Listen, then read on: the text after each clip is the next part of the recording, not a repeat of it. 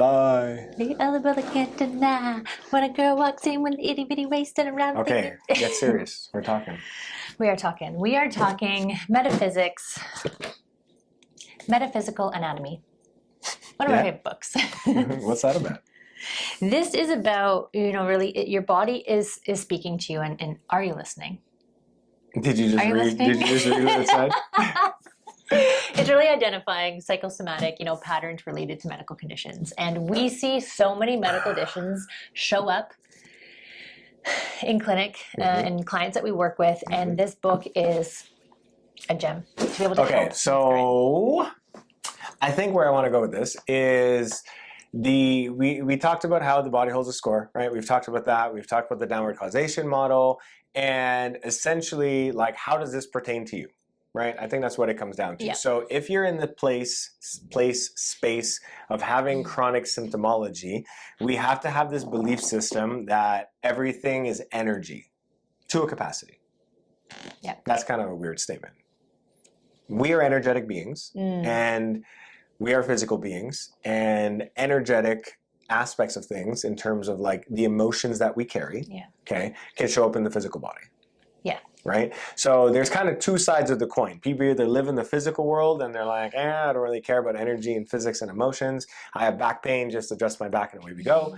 And then we have the other side of the equation, which is the people who live where it's like, everything is energy, it's all energy, don't go see your chiropractor. I kind of believe there's a blend of the two, to be very honest. Middle path. Yeah, middle path. There's a blend of the two. So I'm not saying don't go see a physio or a chiro or something like that, because there's always a time and place. I'm focusing more on when we have chronic symptomology of the body that does not go away or appear for no reason. Oftentimes we can trace it back to metaphysics. So this is a book by Everett Rose. And she has a variety of different conditions in here, also like different substances that people may have, things that relate to, well, just read this here. Fungus, resentment to a mother/feminine figure, and abandonment trauma. Ooh. Interesting. Old ladies with knee issues. Funny that you picked that one. I know, because I used to have fungal issues, and it relates. Knees. Knee issues, moving forward, making big changes, fear of what others might think if you follow your own beliefs and values, fear of stepping into influential roles, feel being pushed down or controlled by a feminine figure, right?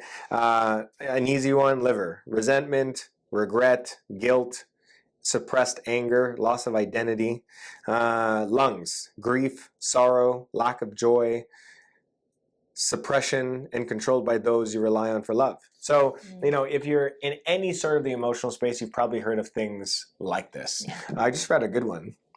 Kidneys, back when you had kidney stones. Resentment, anger, not letting go of toxic relationships. Ooh. Is that accurate? I mean, yeah. So when you had stuff going on? That's for sure when I had stuff going on. Yeah. So, if you look into the work of Lewis Hayes, Everett Rose, I'm sure there's other people, but I really do like Everett Rose. And the reason we're making this video is if you have chronic things going on, wouldn't be a bad resource to purchase. It's not an expensive book. You could buy it off of Amazon. Again, Metaphysical Anatomy by Everett Rose. This is the first volume. And, you just find your conditions, such as, gonorrhea, or maybe not that one. Or what's a good one? A good one might be something like... Well, and even as you're looking for this, I can speak to the fact that with every client that I work with on the nervous system and emotional side of things, most of them come from working with Jason. So we have some form of diagnosis, so I know what's showing up in your physical body. Well, we don't want to use the word diagnosis. Thank you. Yeah. What would we use instead of diagnosis? We would use identification of what's going on. Like, we don't diagnose anyone with anything. You know what I mean? At the end of the day, you are coming to us with conditions such as plantar fasciitis. an example, right? Not a good example, but because usually it's more systemic. Yeah. But plantar Think like fasciitis. multiple sclerosis or Crohn's. Yeah, or IBS, Mhm. or just acne, like Hashimoto's. all sorts of things, right? Any condition. So you have basically been diagnosed or told you have said condition, and you find it in the book. And if let's go with Hashimoto's, for example. Okay, Yeah. so you're a client with Hashimoto's. You come to us, and I'm trying to figure out, how deep rooted is this condition, if we're going to call it that, in the system. Yeah. Also understanding that any diagnosis or name given based on what's going on basically fits a series of symptoms. Yes. Right? So in order to have Hashimoto's, you have to have X, Y, and Z symptoms to be called Hashimoto's, which usually shows up with antibodies in relation to the thyroid and blood work, right? Generally how it shows up. So from that, I then look up metaphysical anatomy and I read Hashimoto's. And as I'm reading whatever the condition is to the client, if they finish, or I finish, and they're like, yep, that's me. And I'm like, well, until that definition is not you, then it's going to be really hard to get the Hashimoto's to clear. And that's part of doing the work is, well, it's still there. Like, this is what I love. This is the field, and this is like my wheelhouse. Is once I see that, I then know what to be pulling on. This goes back to ancestry. This goes back to, actually, let me start with like in utero, in the womb, ancestry. Like, I love to pull on these parts of it because when it is still present in your life, then beautiful. We've got like an amazing framework to work with. And when it no longer resonates with you, celebration that, well, it usually goes away. So if I were to read about Hashimoto's to a client and they basically say, that was me, but with all the work I've done up till now, it's not really me anymore, but I still have my blood values that are off, then as we do the work, it gets better. I'll use the example of you, like you were infertile, and I'm sure we can look up amenorrhea here in the book, which is basically the loss of your period. And reading that to you with where you were when we started, it was probably relating energetically to an old version of you that you had worked through, but the physical body hadn't quite caught up yet. And then we worked with the physical body via protocols, and the body healed nicely. Meanwhile, if you were still in that state where the energetics were like very rigid and still interconnected in the body, as we were trying to run protocols or make the lifestyle changes to move your body in the direction of having a period, it probably would have been much more resistant because top-down approach, the mind and the emotions of the body were still stuck, if we're going to use a lack of better words, in that rigid thought pattern, right? Which presents as that amenorrhea, as the physical symptomology of a lack of period. So just understand that is the game, right? The game is to help you solve whatever symptomology it is. And, as long as there isn't emotional roots to it, it moves along very nicely. If you have not, and on the other side, if you haven't done that mental emotional work yet, and this is kind of the first step for you, just know the journey might be a little bit slower, take a little bit longer, because we have to work with the top of the totem pole because it carries the most amount of weight due to its impact on the nervous system, which impairs the body's ability to really find homeostasis and recover, essentially. Totally. Yeah. And we can even speak for a minute on like the plant medicine space can really help tap into the metaphysics. And I know for both of us, this was a tool that like literally changed our entire life. Not that it's the only way, but it's a way. And being able to tap into the metaphysics using a substance. It's whatever avenue feels good. Whether it's the world of plant medicines, whether it's the world of NLP, whether it's the world of hypnotherapy. I've heard of amazing things from EMDR. Like it really doesn't matter what gets you to separate enough from self to see that. Totally. And the key is to know when you hit a roadblock or when you feel stuck, to know that there are other options. And I was one where I exhausted or tried, maybe that's a better word.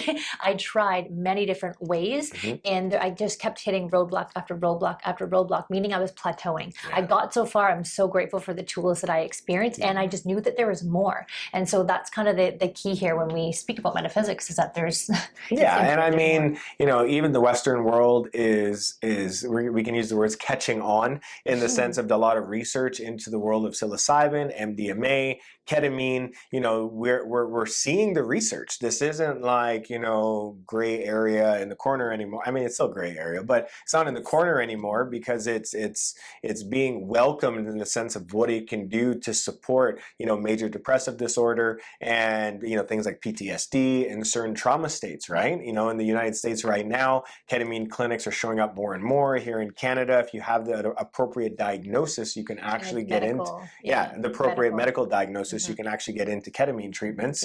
And of course, the world of everything with psychedelics and plant medicines is very like gray area. So, you know, take the steps that you wish on your own and that feel comfortable for you. But we're being open and honest on the road that we've took or taken, I should say.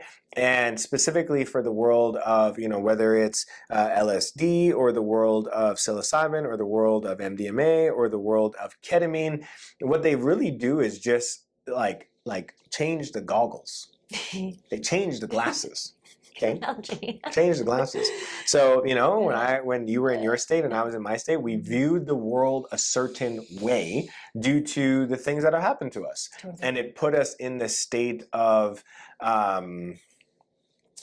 not empowered. What state is that? Victim. Disempowered victim. Disempowered victim state. We were kind of stuck in that state, the like, woe is me state. Let me tell you, you can't change in that state. Nothing happens in that state. And I can vividly remember in my first plant medicine ceremony, you know, obviously I was making choices that weren't good for me. That's why I was not healthy. And of course, it was an automatic program that I couldn't see at the time. And in my first plant medicine ceremony, which happened to be a DMT experience, I was able to like witness myself in this dreamlike state, making choices. And I was laughing at myself. I was like, oh, there he goes again, doing the same stupid things. I mean, I didn't know they were stupid at the time, but like doing the same stupid things that got me to where I was in the first place, which created this life-altering experience in the most hard and beneficial way at the time, because then I had to make the changes. You know what I mean? That's the key. That's the key, because like the ceremony is the easy part. Let's be honest. It's like the easy part when you fully surrender to like what is, and you allow that energy to come through you. Like that is actually the easy part, because there's no work in the spiritual realm. There is no work to be done. It's that, you know, remembering the work comes after an integration piece, which is where we become really passionate about doing what we're doing, and we're leaning more into having this out to more people, because this is where we see so many people get stuck, is the integration piece back into the everyday life, the everyday workings of the everyday workings. And I mean, you know, in that space, there's two types of individuals. There's individuals who, you know, NLP, hypnotherapy, whatever methodology that it is, they have an amazing experience, and it's like they flip the breaker switch or they unwind the mental knot, and like, boom, it's gone for the most part. You know what I mean? And you can see differently. That's correct. And when Jason used that example of the goggles on, it's like you can see differently. You just have a different colored lens on. You see the world differently. And then there's other clients where, you know, they have an amazing experience, and then they go back into the real world, and it's a little bit stickier because there's remembering of the old world, your world, that can pull you back into that old thought pattern, that old nervous system state, right? Whether it's like you're still in the same crappy marriage, or you are traumatized by your mother and you still live in a house with her, you know, whatever the situation might be. And this is where it comes down to loop this back into our, you know, metaphysical conversation, is the body will always speak the truth. It speaks the language of not English. It speaks the language of the somatic. So it really, the mind is the smart one, and the body is the honest one. And so as you do get into these integration pieces, and let's say you are still stuck, your body will speak to you. And are you, you know, are you listening? Period, is really what this comes down to.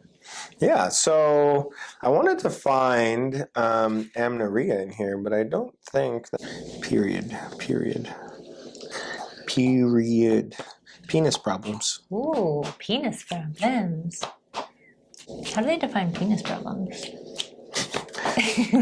Probably issues with getting her up there. Anesthesia, anorexia, anal problems. Damn. Damn, girl, you got some anal problems. I guess that would be like a hemorrhoid. I mean, anal problems can be much more than a hemorrhoid. Well, they got anal cancer, anal itching, anal bleeding, anal Anal itching. abscesses. Interesting.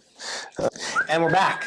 542. We couldn't find amenorrhea, but we are working with the idea of menstruation issues. Yeah. We are bringing this back to Erin, and we have a segment here on menstrual problems, although it probably fit into the malnutrition category of things. So, you cannot accept who you are along with your feminine qualities. You may see it as a disadvantage. You seem to resent the process that women have to go through. You may also, that resonates. You're like, oh, I don't have to bleed. I guess not. You may also be engaged in a battle with the wills with your mother. There seems to be power games being played back and forth. You may resent your mother due to a confused or dysfunctional upbringing and feel that your parents should have known better. You may have felt like you had to be the parent during childhood. You also seem to be caught up in a love-hate relationship with influential female figures. Your mother's partner may have abused her, and as a result, she took frustrations out on you. You also feel that your sexuality is not sacred. You feel dirty when you express your sexuality. You don't feel completely comfortable with being a woman and the roles and responsibilities that come with it. You have a fear of stepping into your power as it may attract circumstances that make you feel out of control and suppressed. This creates a conflict with your desire to be powerful and successful. You may feel rejected by your mother as you didn't live up to her standards or expectations. Someone may have placed a great deal of pressure and expectations on your mother, and she is now projecting the same expectations onto you. Interesting. Yeah, that last part didn't hit it. I wouldn't say all of that, definitely not. but like an inversion of, you know what I mean? She may not have had expectations, but you definitely had expectations that May have almost been like, like inverse to that Inversion, because our because of your relationship. Yeah. So some example questions would be something like, what is or was the relationship with your mother? You may want to sugarcoat the truth or avoid answering. How does avoiding the truth keep you safe? Which aspect of your feminine qualities do you reject or resent, and why? Explore suppressed anger and the need to rebel in order to be heard, seen, or noticed. This is often toward a male figure. Trauma related to feeling that women are being punished or mistreated by influential people. Who did you see behave this way? This is often related to ancestral trauma. So just some examples, right? And it goes into a number of questions here, and and questions that invoke reflection, right? And essentially, I kind of stop at the, hey, I read this, does this resonate with you? You say yes, and I'm like, and I go deeper. There you go. We go into all of these layers to see, to pull on the thread. That's what I love to do, to really see like, where is this coming from and how do I start to change this in my everyday life now? Because that's the sweet sauce. Yeah, so going back to the head coach or quarterback position, like I work with the physical body, I see this, bing, bang, boom, all right. Work on those pieces, okay? Because those pieces are the roots of what's happening in the body. And as long as you can start exposing the roots, being aware of the roots, and working with the roots, then the body will continue to come along. And essentially, you start to have the framework as to why things are showing up in the body and how, and continue to move past it. And also know that when you work through those roots, guys, there's more roots. There's always more roots. Oh my goodness. And the familiarity doesn't end. Becomes just a little bit more ease and grace to move through it. Yeah, and it's like becomes a little playful. Totally. Okay, we have this play. Playful energy to this because yes, it's serious in the sense of this is important to you, but at the same point, we want to make it less heavy. Okay, like a lot of this is deep, heavy, hard work. Okay, all of this is hard. Rewriting your nervous system is freaking hard. It is way easier to drink some beer or whatever else you may do. Totally. And I remember one of my mentors at the time when I was sitting in a lot of medicine ceremonies, and he was just so bubbly and joyful and playful. And I remember getting triggered by that of, how can you be so playful right now? Like, this is hard and healing is hard. And I remember when I would always love sitting beside him and just listening to how he would answer questions from students. And, one of the responses was just like, healing doesn't have to be hard all the time. When like joy and play is actually our birthright. birthright. And when we think about children that come into the world, they're infused with this like playful, joyful energy, and that's what we're ultimately trying to get back to. And so even in our family, in our home, we bring a lot of joy and a lot of play. Like, oh, there I go again, doing that thing again, and we like work together in that way to just move through. Helps when you have an 18-month-old that's like giggling all the time. Yeah, it does help, but it's just really infusing some of this like playfulness when it becomes familiar, and as you're going in the spiral direction, to just know that like infusing play can be. And that's where it comes back to like moving the body in a way that's fun, because getting back into that playful, joyful state is always the way out. Okay, so the world of metaphysics gave you some examples, kind of tied it back to the downward causation model, and give you a little insight into how long is this game going to take? How long is it going to take for you to fix the thing? It's going to be, can we find the emotional root to it and unlock that emotional root in the body? Okay, I'm not discounting that things can be in the body and physical. An example would be an infected root canal. That's going to be a whole nother video. There can be things in the body that need to be addressed, but when they don't go away, we got to look into the mental emotional aspects because they're a big factor. Totally. Yep, you got it.